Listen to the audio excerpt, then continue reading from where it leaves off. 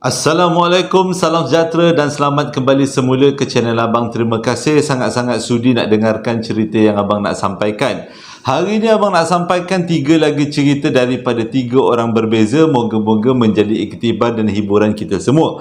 Sebelum Abang masuk kepada cerita, Abang nak minta tolong kepada semua. Dalam banyak-banyak komen yang Abang dapat, ada beberapa komen sebenarnya scammer. Inilah contoh komennya. Jadi jangan tekan link ni. Kalau tekan link ni akan masuk ke dalam satu website Telegram, satu muka Telegram. Lepas tu dia janjikan nak bagi laptop lah, nak bagi apa, asalkan kita minta, kita bagi duit dekat dia. Lepas tu dia minta kita punya data-data peribadi. Jangan tekan. Abang dah buat laporan polis untuk mengelakkan daripada orang lain pun terkena. Jadi abang dalam perjalanan esok ni, abang nak buat laporan dekat SKMM. Untuk pastikan orang ini tak ada lagi dalam YouTube abang, dalam bahagian komen, supaya tidak ada lagi orang yang kena tipu.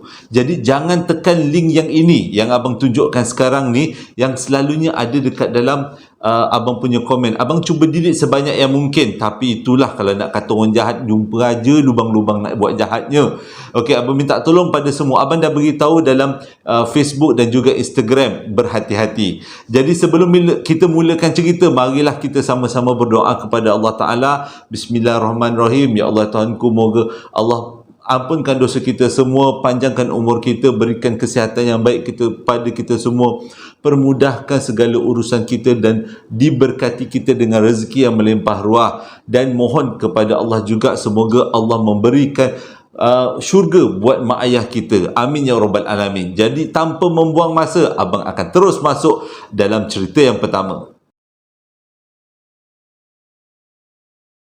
Kisah ini disampaikan oleh seorang yang berpangkat kakak, namanya Hidayah, berlaku pada tahun 1988 dekat Alur Gajah, Melaka.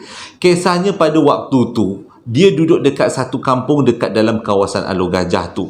Dan kampung tu boleh dikatakan sangat jauh untuk sampai ke Pekan Alur Gajah. Terpaksa jalan kaki daripada kampung keluar ke sempang kampung, yang nama sempang tu Sempang Jemalung. Sempang Jelatung. Daripada Sempang Jelatung pula kena naik bas lebih kurang beberapa minit, lebih kurang setengah jam macam tu untuk sampai ke Pekan Alur Gajah. Ceritanya macam ni. Pada tahun 1988, Hidayah ni bersemangat bila dengar dekat Pekan Alur Gajah nak dibuat satu fun fair, konsert. Dalam fun fair tu ada konsert. Jadi artis yang dijemput adalah kumpulan Wing, Awi. Jadi pada waktu tu kumpulan Wing 1988 memang sangat terkenal. Semua anak-anak gadis termasuk Hidayah memang suka dengan lagunya, boleh kata terpikat hatilah. Jadi bila dengar berita macam ni, semangatlah Hidayah nak pergi. Tapi masalahnya konsert tu berlaku pada waktu malam. Kalau dia pergi sorang-sorang, dia rasa macam nak berani tak berani je. Jadi dia pergilah cari kawan-kawan yang sama-sama nak pergi ke konsert tu pada waktu malam. Jadi jumpalah seorang kakak, namanya Kak Ina. Dia cakap dengan Kak Ina tu, Kak, jomlah teman dia nak pergi konsert, tengok konsert Wing dekat Pekan Alur Gajah, dekat Fun Fair. Jadi Kak Ina pun kata, akak pun minat konsert kumpulan Wing, marilah kita sama-sama pergi. Seperti hari yang ditetapkan, diorang berdua pun berjalan kaki daripada kampung diorang ke Sempang Jemalung tadi. Lebih kurang daripada rumah tu lebih kurang pukul 6 macam tu. Abang silap nama tempat, nama jalan Jelatung. Itu Jemaluang kan nama jalan. Bila banyak sangat nama yang lebih kurang sama, abang ni tak berapa sangat nak ingat. Ingat Jalan Jelatung dekat Alur Gajah. Jadi dia kata daripada rumah dia berjalan kaki nak ke Sempang Jelatung tu pukul 6 petang dah keluar. Bila sampai dekat Sempang tu lebih kurang belum maghrib lagi lah. Sebab berjalan tu lebih kurang hampir setengah jam juga dia kata berjalan keluar. 6.30 sampai dekat Sempang 3 tu Jelatung. Tunggulah bas, tunggu dekat-dekat pukul 7 dapatlah bas. Jadi daripada situ, daripada Sempang tu nak ke Pekan Alur Gajah mengambil masa lebih kurang setengah jam. Tambah tolak setengah jam. Jadi bila sampai dekat Pekan Alur Gajah tu, teruslah diorang ni pergi ke tapak konsert. Memang meriah, ramai sangat orang, semua nak jumpa dengan kumpulan Wing, termasuk dengan penyanyinya Awi. Tapi last minute dapat pula berita bukanlah kumpulan Wing yang datang, iaitu kumpulan lain yang menggantikan kumpulan Wing. Pada waktu tu kumpulan Wing sibuk sangat, yang gantikan adalah kumpulan Fabian. Jadi walaupun tak dapat jumpa dengan kumpulan Wing, Kak Hidayah cakap dapat jumpa dengan kumpulan Fabian pun jadilah. Itu pun artis terkenal juga pada waktu tu. Jadi bergembiralah diorang dekat konsert. Hidayah dengan Kak Ina tadi bergembira dekat konsert sampailah jejak ke pukul 11.30 malam. Jadi bila dah pukul 11.30 malam tu, Hidayah tak cakap dengan Kak Ina ni, "Kak, dah 11.30 malam Kak. Kang, lepas ni kita tak boleh balik sebab bas yang terakhir yang akan masuk ke kawasan kampung kita pukul 12.30 malam." Jadi bila dengar macam tu, tak sempatlah Kak Ina dengan Hidayah nak dengar konsert tu sampai habis. Diorang terpaksa ambil bas pukul 11.30 malam untuk balik ke kampung diorang. Jadi daripada Pekan Alur Gajah ke Sempang Jelatung tadi, daripada pukul 11.30 diorang sampai dekat Sempang tu lebih kurang pukul 12.30 malam.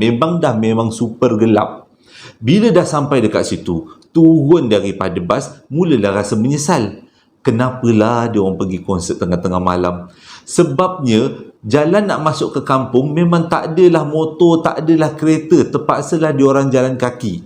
Nak jadi cerita pula, dekat kawasan kampung diorang, sebelum masuk ke dalam kawasan kampung, kubur ada dekat depan tu. Maksudnya dekat Sempang masuk depan rumah, depan kampung tu ada kubur orang kampung.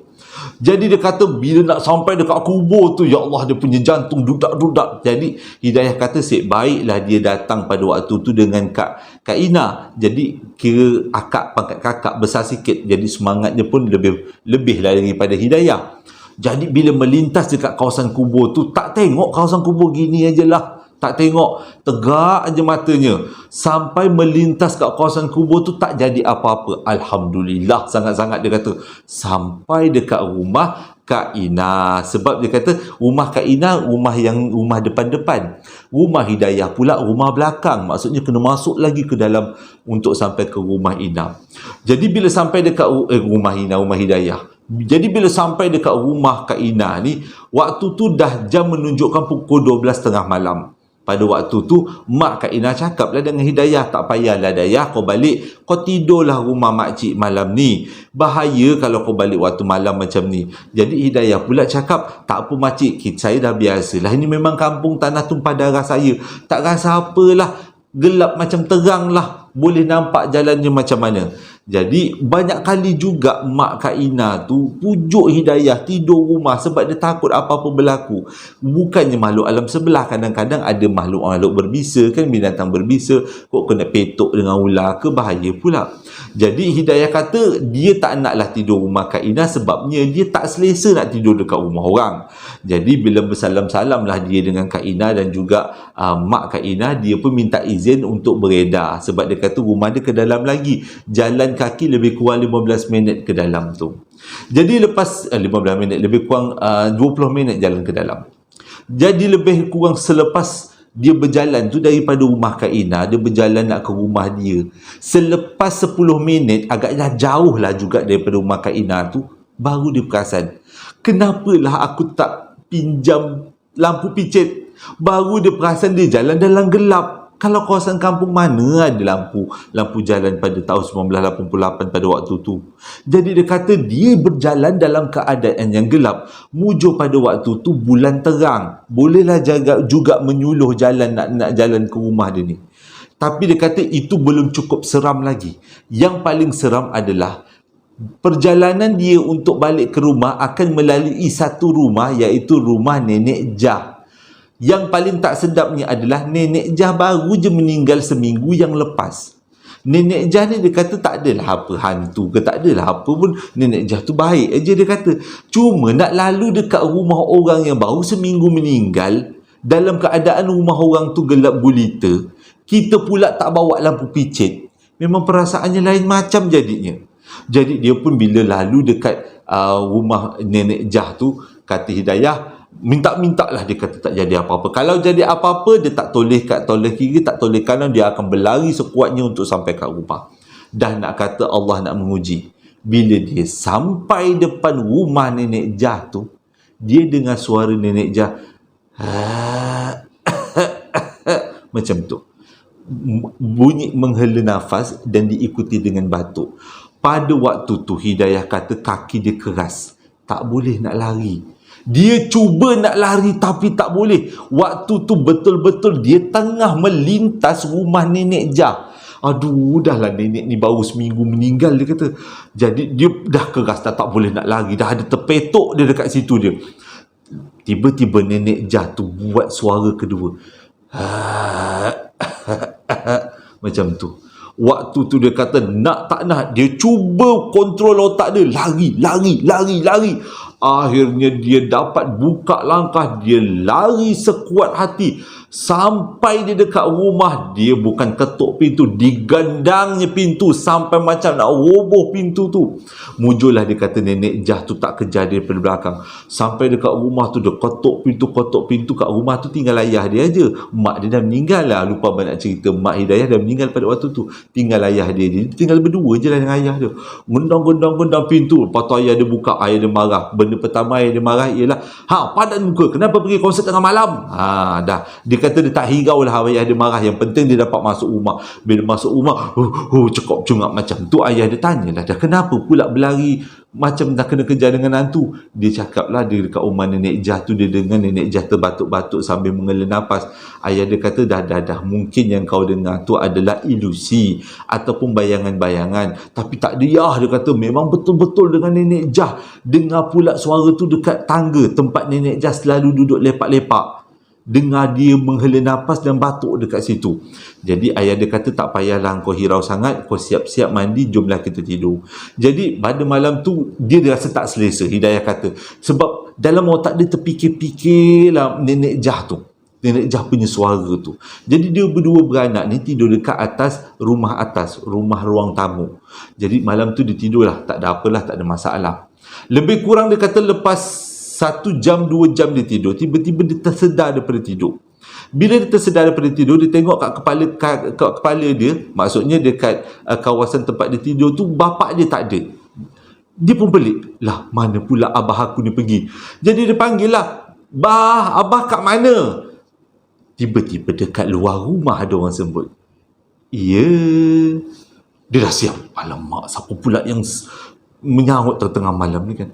Dia sambung lagi, "Bah, abah kat mana ni?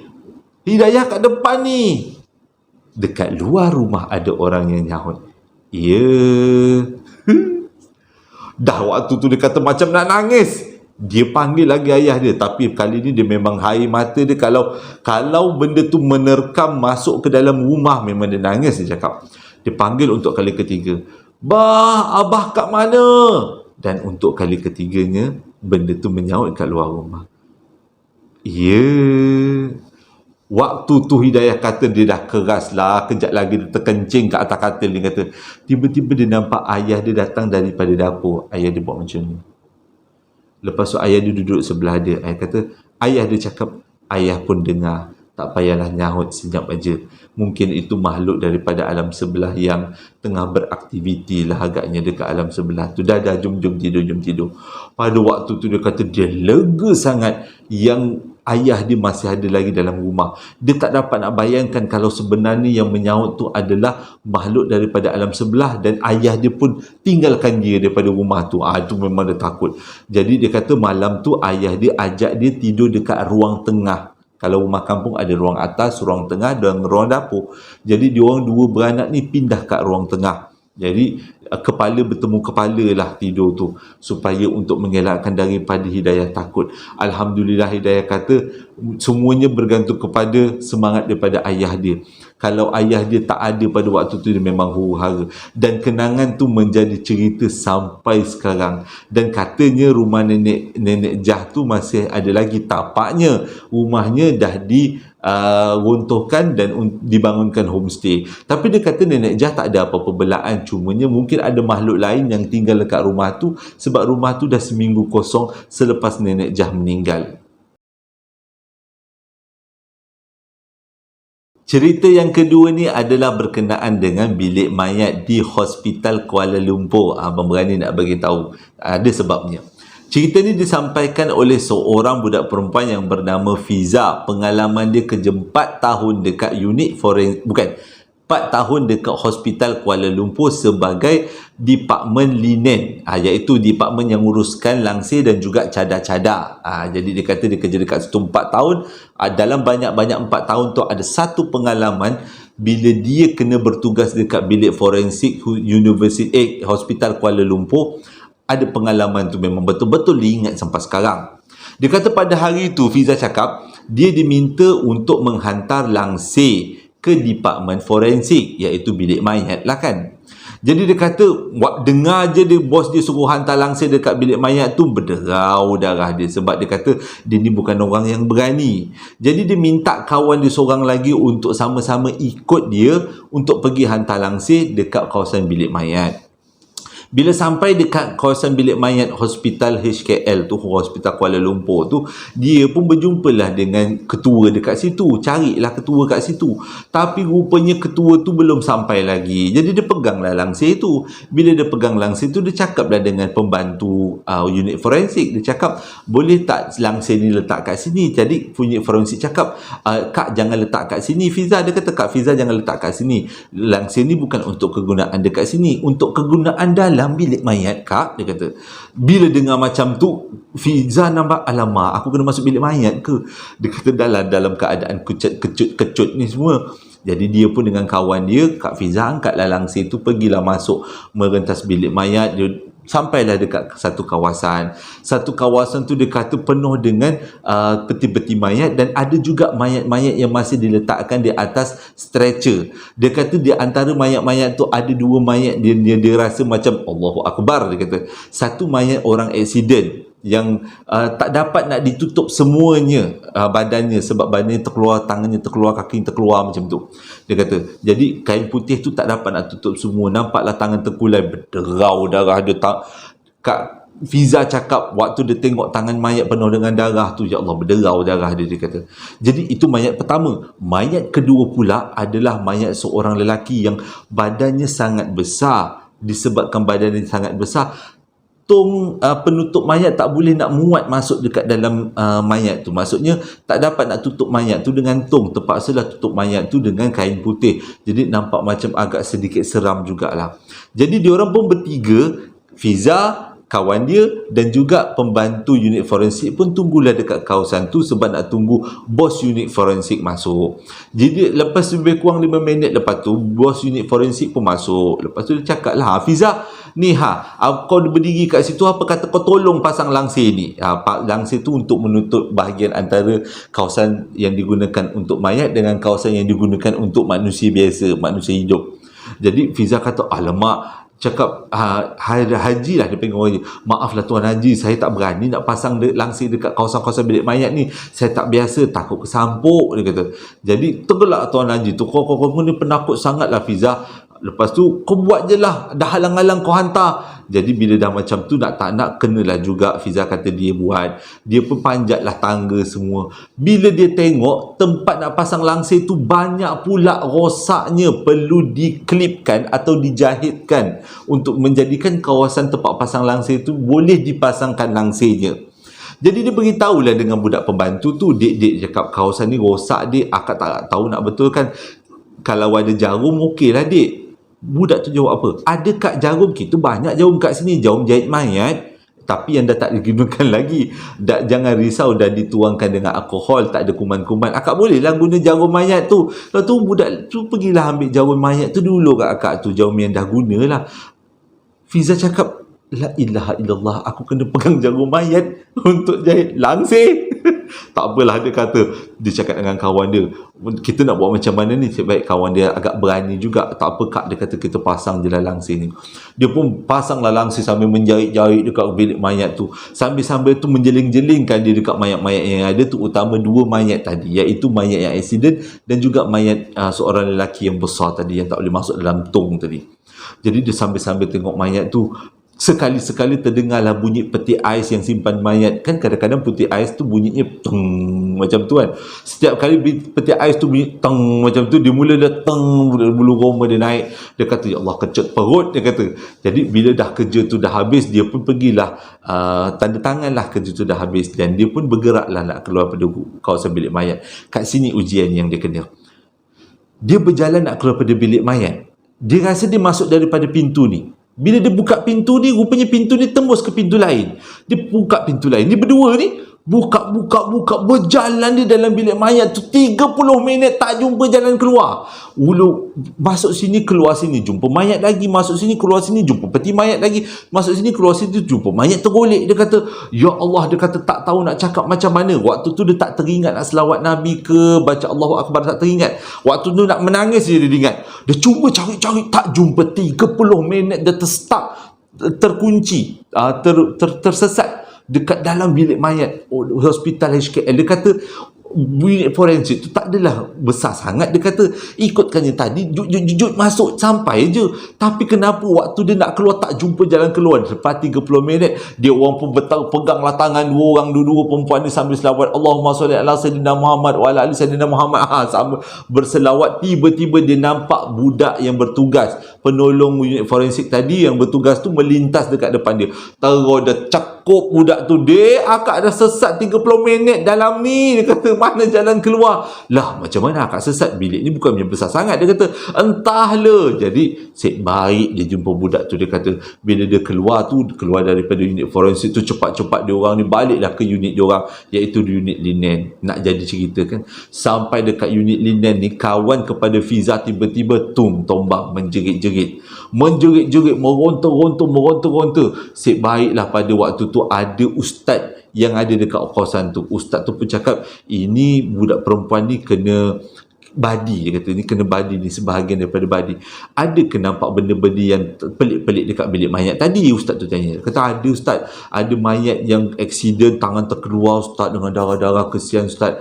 Jadi saya tak menegur, jadi kawan saya ni menegur, orang tu tangan berdarah-darah. Itu kali pertama. Kali kedua dia tegur juga, itulah mati besar sangat, dah tak boleh muat dalam tong mayat. Dia mulutnya menegur. Tu balik ke unit linen tu, teruslah dia terbungkang, kena rasuk. Mujurlah ada ustaz tu bacakan ruqyah. Alhamdulillah budak tu sedar. Tapi dia kata itulah satu-satunya pengalaman dia bekerja dekat Hospital Kuala Lumpur. Tak pernah lagi pengalaman pelik. Tapi pengalaman pelik waktu tu datang daripada unit forensik Hospital Kuala Lumpur. Cerita yang ketiga ni diceritakan oleh seorang bekas cikgu yang bernama Cikgu Majid. Tapi abang lebih panggil seronok, lebih panggil Pak Cik Majid. Abang dapatkan cerita ni melalui panggilan telefon. Pak Cik Majid cakap cerita ni berlaku pada waktu dia mula-mula posting sebagai cikgu dekat satu daerah, dia kata. Tapi dia kata dia minta supaya daerah tu, sekolah tu disembunyikan. Sekolah tu dengan daerah tu masih lagi beroperasi. Sekolah tu masih lagi beroperasi. Dia kata dekat satu daerah, dekat satu negeri. Sekolah tu hujung dalam lah, dia kata. Kes ni berlaku pada tahun 1983. Dah lama dah, dia kata. Habis mata perguruan, Cikgu Majid ni pun dapatlah bertugas dekat satu sekolah. Tapi masalahnya sekolah ni adalah sekolah hujung kampung sangat-sangat. Dia kata tak ada masalah dia nak sekolah dekat hujung kampung. Cumanya pada waktu tu bila dapat bertugas dekat kawasan pendalaman, masalah yang paling utama, kata Cikgu Majid, ialah, Pak Cik Majid ni cakap, ialah nak cari rumah kosong. Sebabnya kalau zaman sekarang kita boleh cari menggunakan internet, menggunakan panggilan telefon. Tapi pada tahun 1988 mana nak cari kan? Tak nak kena dulu sampai tempat tu. Bila dah sampai tempat tu, mulalah nanya-nanya orang kalau ada bilik kosong. Itu yang terjadi pada Pak Cik Majid. Bila dia sampai kat kampung tu, tanya-tanya dengan orang kampung, tak ada orang pun yang nak sewakan bilik. Jadi dia pun berjumpalah dengan guru besar. Bila sampai-sampai tu, sampai kat sekolah lah kan, jumpa dengan guru besar. Guru besar cakap ada satu bilik kosong yang memang selalunya digunakan oleh guru-guru yang baru sampai ke kawasan sini. Bilik kosong tu terletak dekat sebelah perpustakaan budak-budak. Dia kata boleh gunakan bilik tu sementara nak dapatkan rumah ataupun bilik sewa. Jadi bila Pakcik Majid dengan macam tu, legalah dia, dapatlah dia bertugas dengan selesa sementara nak cari bilik kosong atau rumah kosong, dia boleh tinggal dekat situ dulu.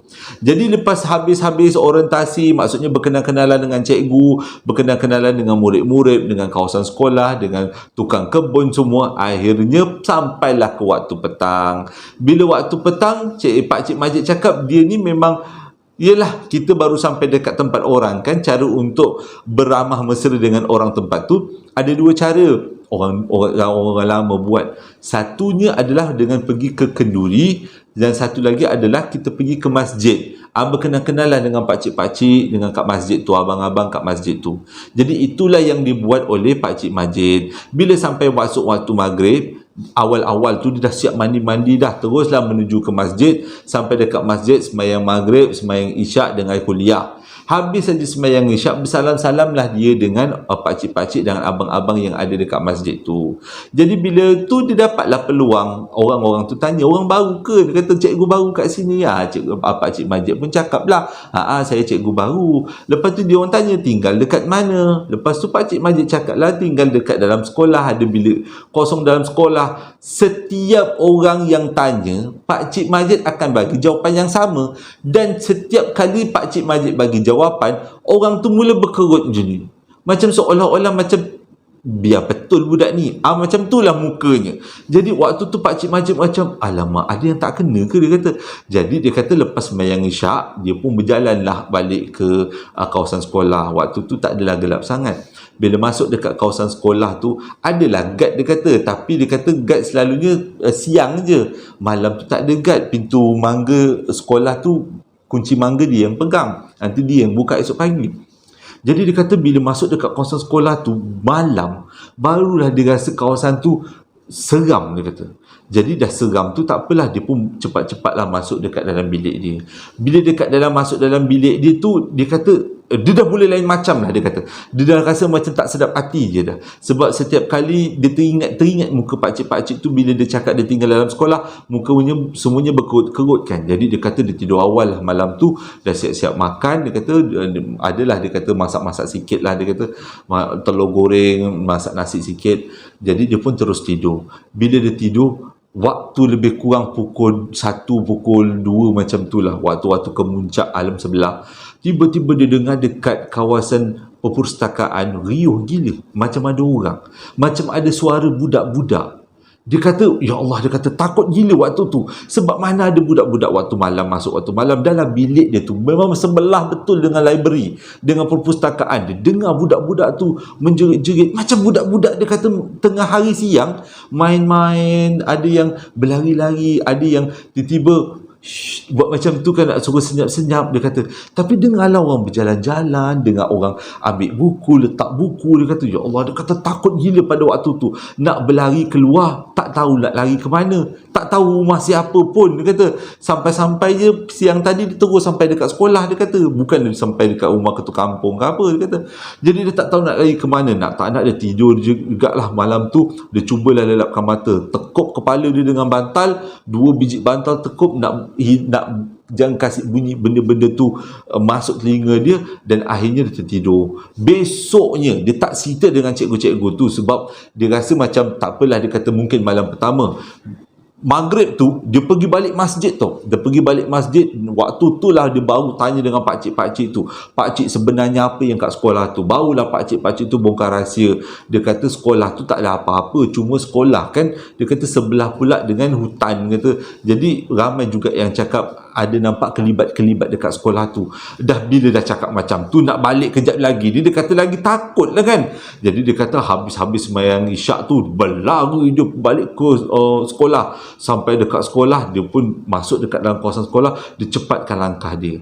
Waktu dia melintas dekat kawasan bilik darjah tu, tiba-tiba dia punya kaki longlai. Sebabnya dia nampak dekat dalam salah satu bilik darjah ada budak-budak sekolah, budak-budak anak-anak murid.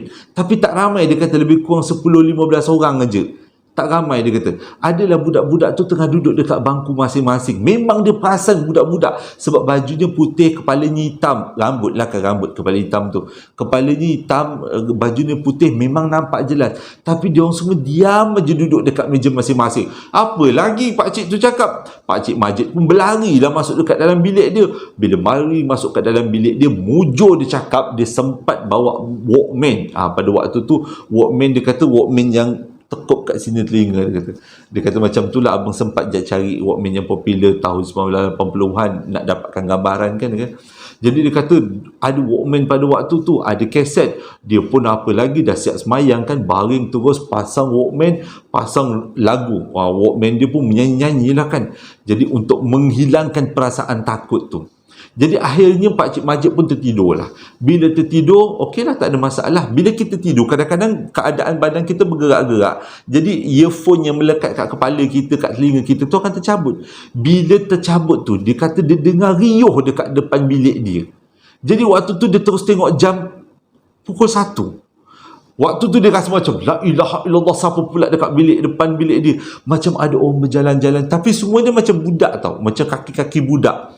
Jadi dia diam, batukan diri. Dia batukan diri. Seolah-olah bunyi budak-budak tu macam berebut-rebut nak masuk dekat dalam perpustakaan yang sebelah bilik dia.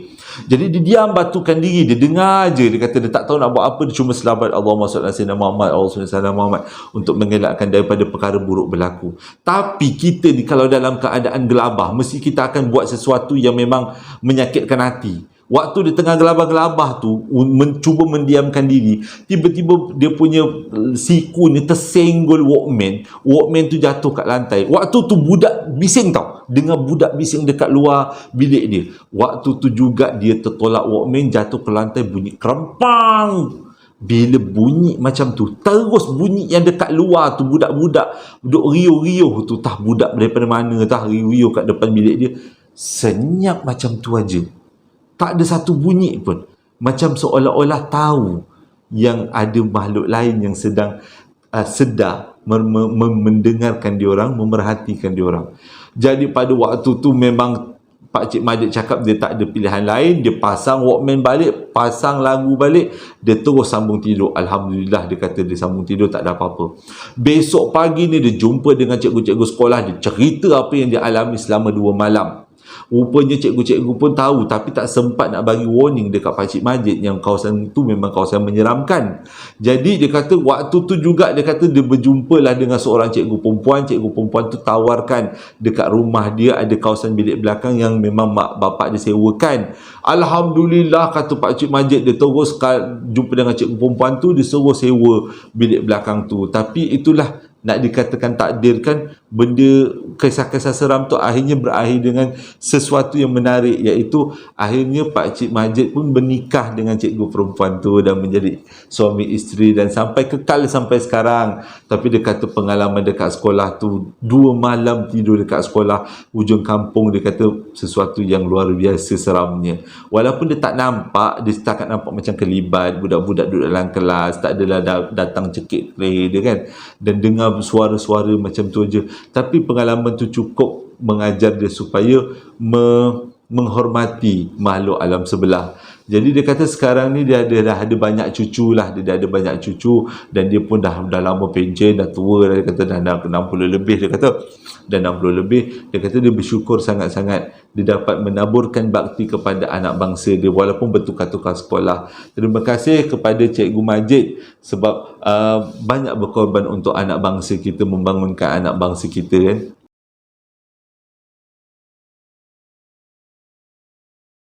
Terima kasih sangat-sangat sudi dengarkan cerita yang abang sampaikan, dan abang nak ingatkan sekali lagi yang pasal scammer tu, jangan tekan. Abang dah report dah dekat YouTube, abang dah report dekat Telegram, abang dah report, sebab kalau kita tekan link tu dia akan pergi ke Telegram. Telegram pun abang dah report. Lepas tu abang sempat juga berborak dengan orang yang buat akaun palsu tu. Dia boleh cakap apa? Dia cakap macam ni, siapa awak? Berani awak menyamar saya sebagai Abang Joe? Abang macam, sengal ke apa orang ni?